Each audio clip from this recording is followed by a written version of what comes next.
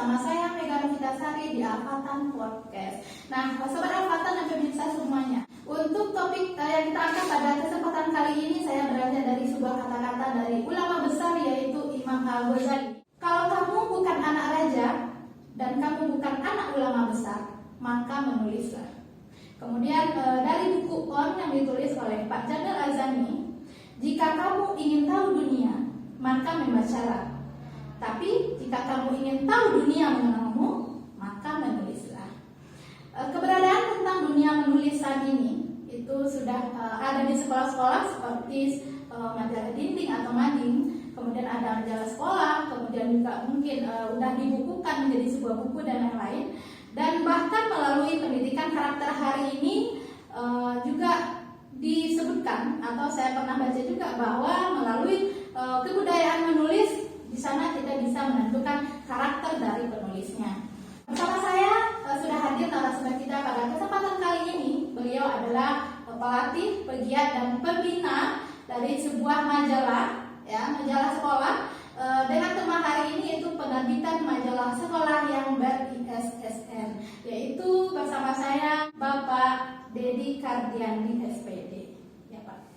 Terima kasih kepada narasumber kami yang sudah hadir pada kesempatan kali ini, dan semoga pertemuan kita pada kesempatan kali ini bisa nantinya akan membuka wawasan kita, membuka wawasan para sobat dan pemirsa semuanya di luar sana. Tentunya ini mungkin kami lebih khususkan kepada sekolah-sekolah nantinya, karena emang narasumber kami ini lebih atau sudah berkompeten di membidangi lebih kurang 6 sekolah yang sudah menerbitkan majalah sekolah bagi ISSN. Nah, untuk selanjutnya, untuk info selengkapnya langsung saja kita sapa narasumber kita siang hari ini, yaitu Bapak Dedi Kardiandi SPD. Assalamualaikum Bapak. Waalaikumsalam warahmatullahi wabarakatuh.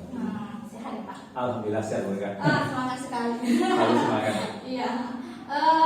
Kesehariannya sekarang gimana? Kesehariannya saya sebagai seorang pendidik, tenaga pengajar di SMP Islam Al-Islah Bukit Tinggi dan di SMA Negeri 1 Terangamang serta di SMA Negeri 1 Balukuk Kabupaten Agam.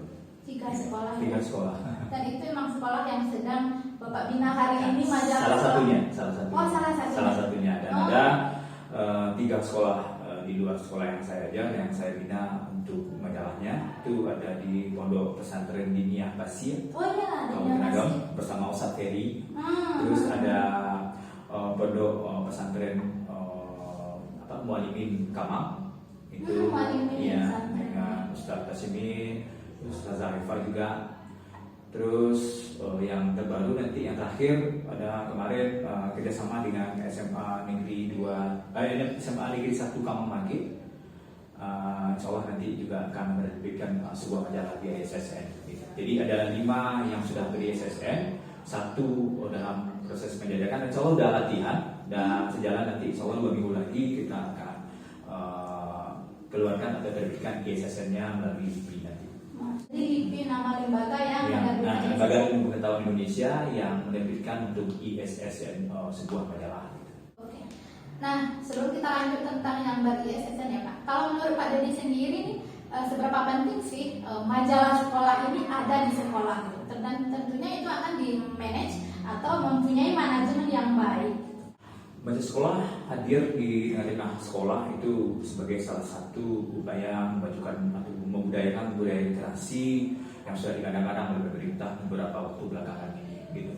Nah, sejalan dengan program pemerintah, kita juga mencanangkan juga kegiatan menulis ini tidak hanya di dalam bentuk buku, tapi salah satunya juga di dalam bentuk majalah. Bahkan di dalam majalah itu isinya juga lebih kompleks, gitu.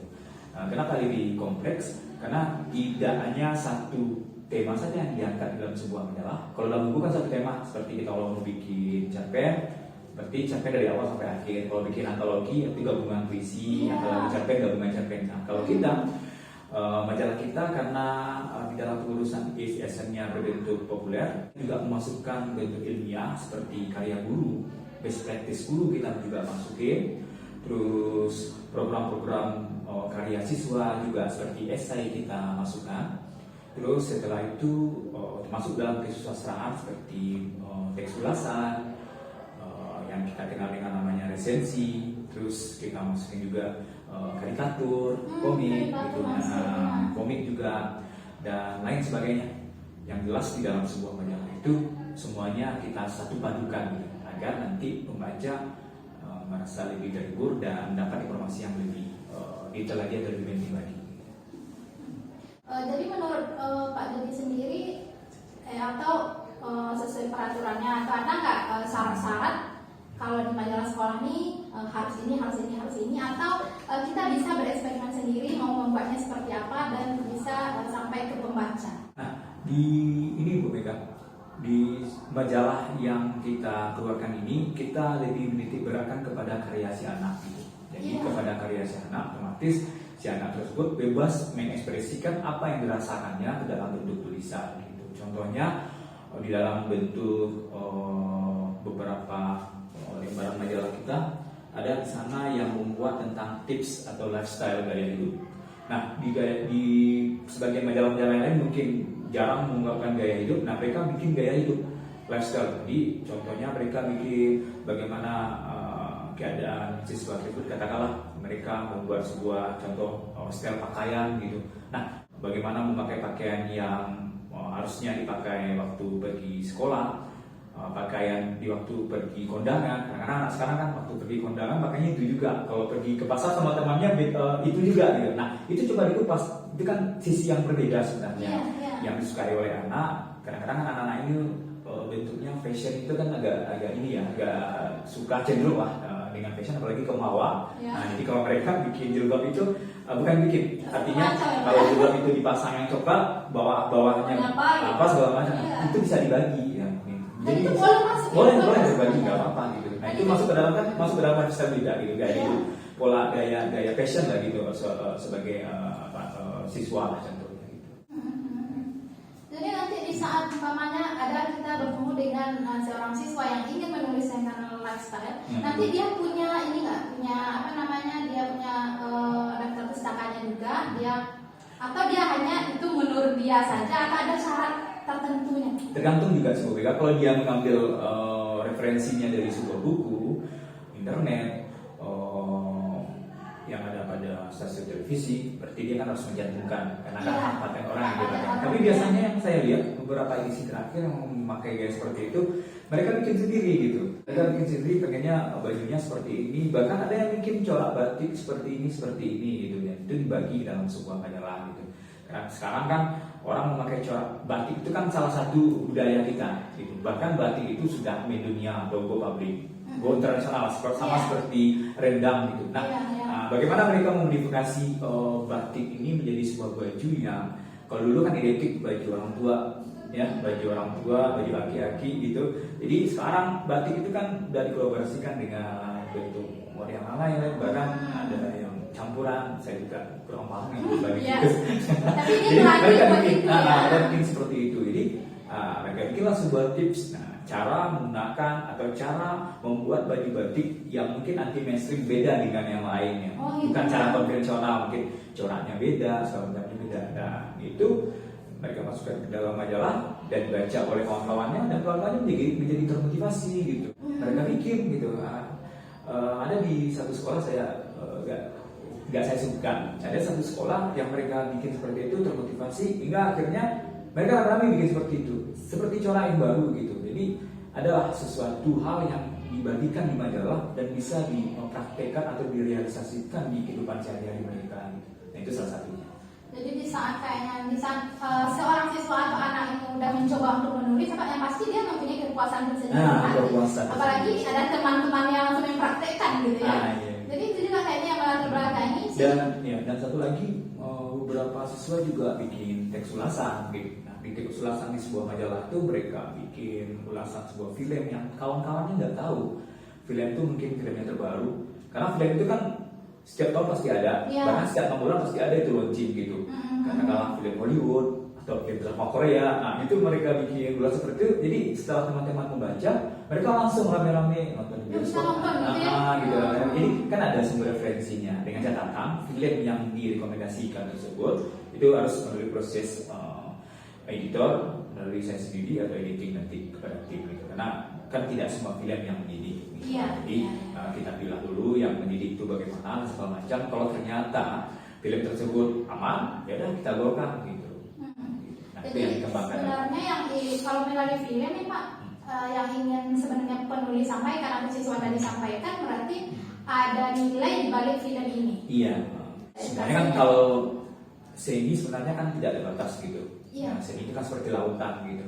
Dia tidak bisa dibatasi. Tetapi di dalam hal anak-anak mengekspresikan, misalnya dalam teks ulasan sebuah film itu mereka merekomendasikan kepada kawan-kawan, nah, itu tuh dia juga ada pembatasan gitu. Karena dengan adanya film tersebut, seluruh film pasti dia memiliki nilai subjektif kalau menurut saya. Kenapa? Karena nilai-nilai yang disampaikan oleh kawan-kawan tersebut, setiap film bahkan sinetron pun pasti ada nilai positifnya. Tetapi kita kan perlu semacam hiburan gitu, neracanya gitu. Kalau dia terlalu berat, tidak atau menimbulkan kontroversi dan segala macam, tidak kita rekomendasikan. Nah, kita sampaikan kepada anak. Nah, ini ditukar lagi. Nah, silakan anak-anak cari yang lain. Nah, biasanya mereka semangat untuk mencari itu. Iya. Luar biasa ya Pak tentang majalah ini ya. Iya. Tapi kok saya juga baru tersadar sekarang. Karena di sekolah dulu tuh nggak sempat sih ikut mading, buat majalah dinding atau majalah sekolah seperti itu ya. Kalau boleh flashback sedikit ke belakang, kalau saya dulu mau Bu Mega sekitaran saya kan SMA-nya sekitar 2000-an, 2002. Itu kita bikin diary. Nah, kita bikin diary di kertas binder. Binder itu kan kertasnya bisa dibeli gitu. Nah, lalu kita tulis di sana di diary, hari ini aku mau ngapain sampai tidur itu, sampai malam. Besoknya tulis lagi. Sebenarnya kalau digabungin itu sudah menjadi sebuah semacam biografi kita gitu, atau cerpen yang kita buat berdasarkan kisah nyata gitu. Tapi itulah, kita nggak punya media gitu. Dan waktu itu mungkin karena keadaan zaman, guru pun tidak menstimulus kita gitu, tidak merangsang kita, oh kamu bikin ini, kita bisa bikin buku. Kalau sekarang anak-anaknya yang susah gitu. Kalau guru udah bikin buku kita gitu. Karena sekarang kan zaman udah maju, digital udah di mana-mana, sistem sudah online. Bikin sebuah buku di Jogja kita bisa pesan dari sini, bukunya selesai kita bisa transfer uang dan dapat kiriman buku. Dulu kan nggak seperti itu.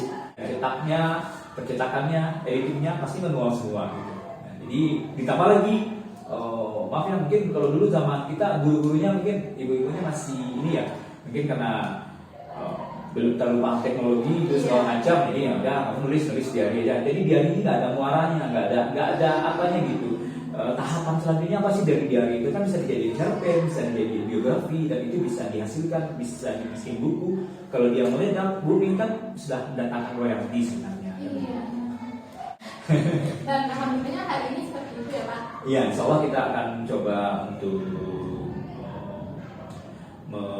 merangsang kemampuan menulis anak dari buku. Beberapa teman kita ada yang buku. Terus saya coba untuk dari segi majalah, saya tidaknya Bu Mega gitu, kita bisa bikin ini walaupun tidak bisa menyaingi era TikTok dan segala macam, tapi tidak bisa membantu mengurangi keinginan mereka ke sana secara 100% gitu. Karena pengaruh dari konten sosial, konten media itu sangat tinggi sekali. Jadi sebenarnya kalau Pak Dedi sendiri kan sebenarnya sekarang ajar bahasa Indonesia. Iya, ajar bahasa Indonesia. Sebenarnya dapat ilmu dan sekarang termotivasi sekali untuk memotivasi beberapa sekolah gitu kan untuk menerbitkan majalah sekolah yang dari SSN. Itu sebenarnya dari mana? Saya nggak pernah tuliskan di skrip kemarin gitu, karena juga nggak terlalu apa. Beberapa tahun yang lalu sekitar 2003 ketika saya mengikuti kegiatan kelas jurnalistik di Haluan, alhamdulillah dapat pelatihan. Waktu di SMA kebetulan saya ketua OSIS juga waktu itu. Jadi masih SMA ya? Iya masih SMA. 2002, saya 2005 tamat UIN.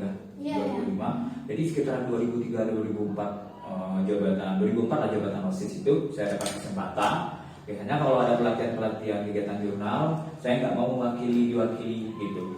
Jadi saya maunya yang pergi sendiri gitu, karena dulu keinginan menulis itu kan begitu tinggi gitu. Bahkan kalau kita dulu lagi jalan kaki ketemu sama koran yang layang-layang kita ambil kita baca. Sekarang anak baca koran baca, tapi untuk ngelap kaca gitu. Gitu. Dan jadi berangkat dari sana, terus ada waktu itu kegiatan regional daerah depan di Kota Padang. Kita dapat kesempatan juga untuk tampil di media waktu itu haluan. Alhamdulillah dapat di halaman pertama kegiatannya. Betul pas foto saya lagi menanya, itu ketika saya pertama lihat diri saya di dalam koran gitu. Jadi dipotong waktu itu disimpan gitu. Nah, begitu bukan masalah tampil apa tidaknya, bukan itu, tapi masalah kita terangsang untuk menulis gitu. Dari tulisan seperti itu, ingin menulis, itu kira-kira. Jadi berangkat dari sana, masuk di 2000 kuliah 2006-2007 kita sama tim. Waktu itu saya wakil ketua BEM di kampus. Kita bikin bikin majalah gitu, udah kesana kemari segala macam, pelajari bla bla bla. Mungkin karena keadaan juga, waktu juga kuliah skripsi segala macam, jadi tertunda dan tidak jadi. Tidak jadi. Padahal kita udah pelatihan kemana-mana gitu, kita udah cari ilmu kemana-mana, mungkin karena keadaan jadi tidak jadi. Ya sudahlah, saya kubur dalam hati, seolah mudah-mudahan nanti di SMA saya akan terapkan. Jadi ketika saya mulai mengajar 2011, udah saya coba terapkan dari print, tadi sudah dibilang di print dulu segala macam, hingga 2014 di SMA Palubuah terbuat sebuah majalah yang diakomodasi oleh pihak sekolah waktu itu gitu. Melalui mekanisme pemberian dana BOS gitu. 2015 bergabung dengan SMP Standar Islam, dan kebetulan reaksinya juga sudah ada sejak 2014 tapi dalam berbentuk buku ya. Lalu kita kembangkan bersama-sama dengan pemimpinnya, dan alhamdulillah sampai sekarang sudah edisi ke-15.